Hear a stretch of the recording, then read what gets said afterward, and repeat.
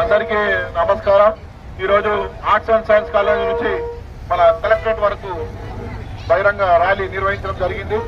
ఈ కాంట్రాక్ట్ వ్యవస్థను రద్దు చేయాలని, డైరెక్ట్ ఉద్యోగులందరినీ కూడా రెగ్యులరైజ్ చేయాలని, ఎన్హెచ్ఎం ఉద్యోగులందరినీ కూడా కనీస వేతనం 26,000 అమలు చేయాలని, మరియు 4 లేబర్ కోడ్ను రద్దు చేయాలని, ఈ 4 నెలల వేతనాలు పెండింగ్ వేతనాలు ఉన్నాయి, అవి తక్షణమే చెల్లించాలని, ఈ రాష్ట్ర కేంద్ర ప్రభుత్వాలతో నడుస్తున్న ఎన్హెచ్ఎం ఉద్యోగులకు కనీస వేతనం అమలు చేయాలని, మరియు వీళ్లకు మహిళా ఉద్యోగులకు మ్యాటర్నిటీ సెలవులు 180 రోజులు వర్తింపజేయాలని, వేతనంతో కూడిన సెలవులు మంజూరు చేయాలని, మరియు ఈ కాంట్రాక్ట్ వ్యవస్థలో పనిచేస్తున్నాం. ఇప్పుడు గత 20 సంవత్సరాల నుంచి పనిచేస్తున్నాం. మేము 4 ప్రభుత్వాలు చూసినాం.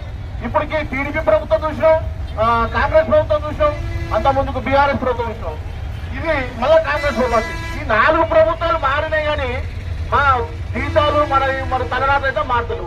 ఇప్పటికైనా బీజేపీ ప్రభుత్వాన్ని నూటిగా అడుగుతున్నాను, ఈ కేంద్ర ప్రభుత్వం అందరినీ కూడా రెగ్యులరైజ్ చేయాలి.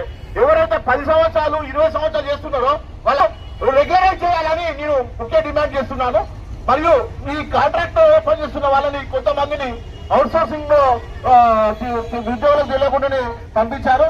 దాన్ని వెంటనే ఆ ఏజెన్సీ వ్యవస్థను రద్దు చేసి నేరుగా ఉద్యోగులకు వేతనాలు ఇవ్వాలని డిమాండ్ చేస్తున్నాను.